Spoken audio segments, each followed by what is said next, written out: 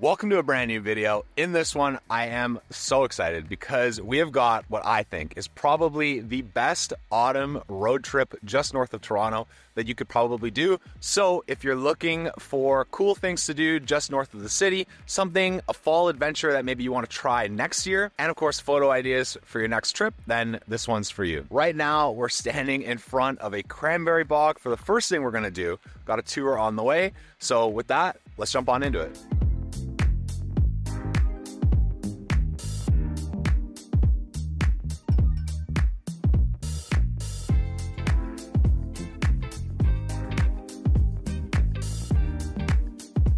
All right, and our first destination of today is the Johnston Cranberry Marsh. And from what we were told, this is actually the last cranberry farm in Ontario.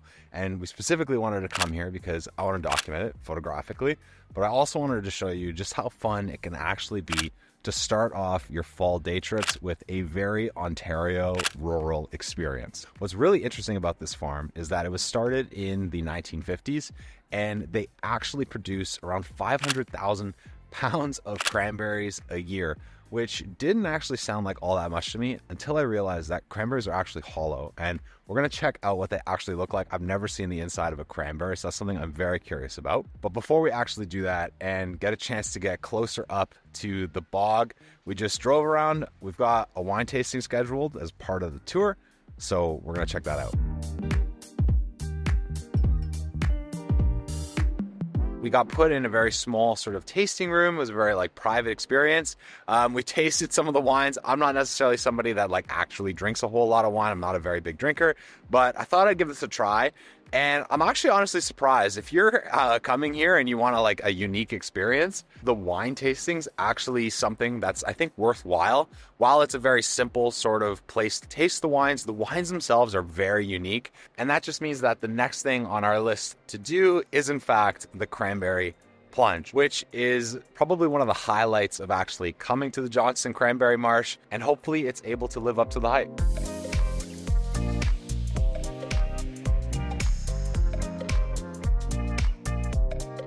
All right, well, I can confidently say I had never have expected to be in a bog of cranberries before, but here we are.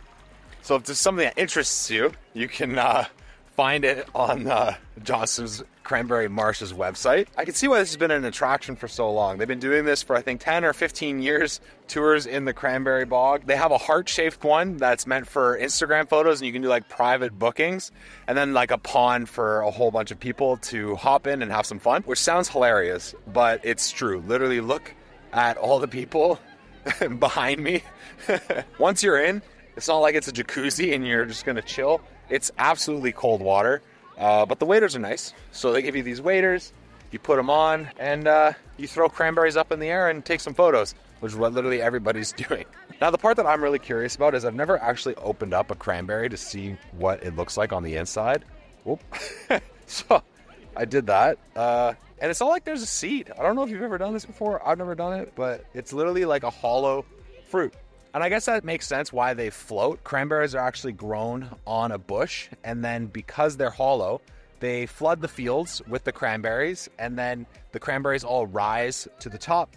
And then they use these machines that cycle off the cranberries on top of the water into them, and then that's how they end up getting the cranberries that are then made into their foods and different wines and things that they offer here at the market.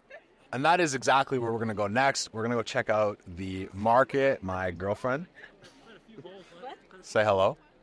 She wants to buy some cranberry wine and some extra treats. She's got people in her family that absolutely love butter tarts, so we got to pick up some of those, hopefully. And we'll see you there.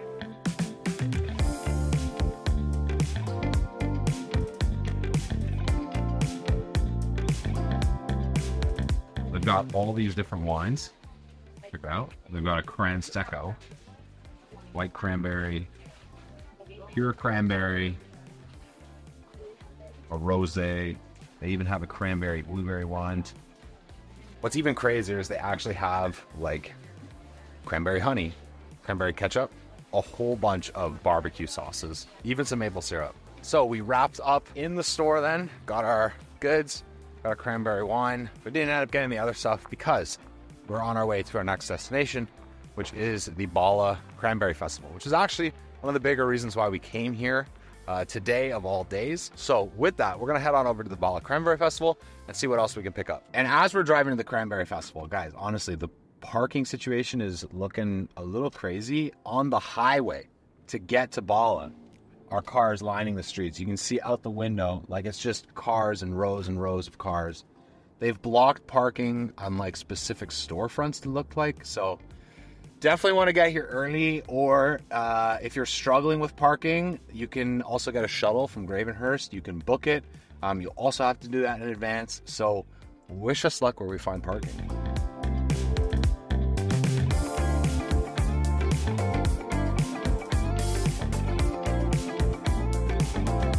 All right, so after about 15 minutes trying to find parking, managed to find a paid for lot, 20 bucks. But honestly, I don't even feel bad about it because everything here is run by the Bala community. Their youth sports team was actually collecting the money for the parking lot.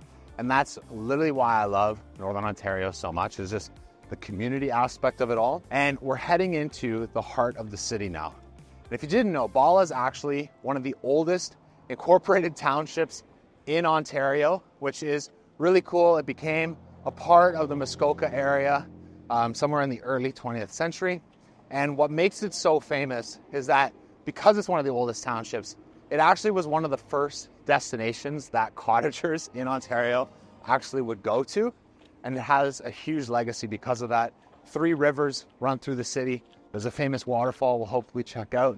And that's just what makes it so special. So now that we've made it into the city, we're gonna head to the heart of the Cranberry Festival and see what food we can find because we're getting kind of hungry.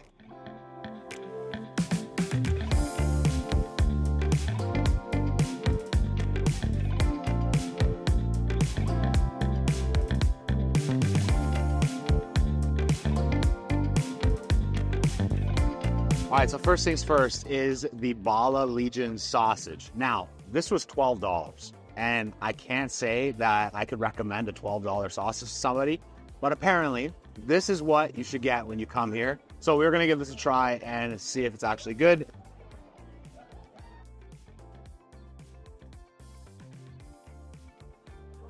For a sausage, this is really good. Now, I will need to be honest, that was a fairly simple sausage while it was good, but I am definitely looking for something a little bit more cranberry. After all, it is the Cranberry Festival. And so coming in, I saw these candied cranberries.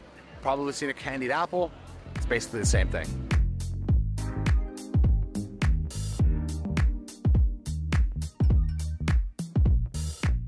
All right, so we had to duck out of the festival because it was just way too busy to film this clip and to try these things.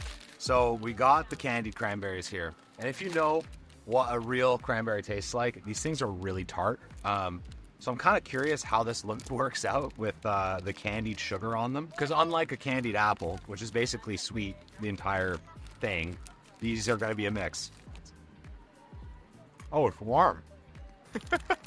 The cranberry is really good. It's the sugar that's like, now it just makes me want to have more cranberries. If I'm being honest, I'm not the biggest candy guy. I do love sweets though, especially pastries. So the last stop in Bala is, of course, Don's Bakery. Bakery that's been here since 1947. If you're in the city, 100% worth the stop. Their butter tarts have always been really good.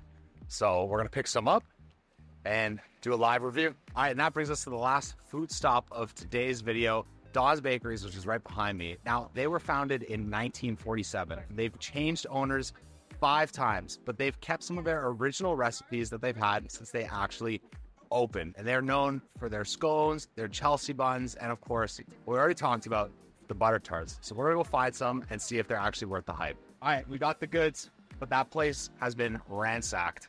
And it's kind of my own fault. We went there at 3 p.m. on a Sunday, on their busiest day of the year. We're literally walking by somebody, and he was like, yeah, Bala sees more people today than of all the other days of the year combined. However, we got what we came for. We've got the butter tarts. Now, allegedly, this is the same recipe that they've been making their butter tarts with since forever. This is like the OG Muskoka butter tart. All right, let's see if it holds up. You know those butter tarts where they do all these crazy things to them, add fillings, do like they don't even look like a butter tart. Like this is like the butter tart you grew up with when you were 8 years old.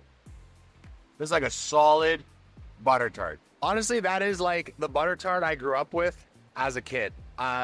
Really nostalgic, if I'm being honest.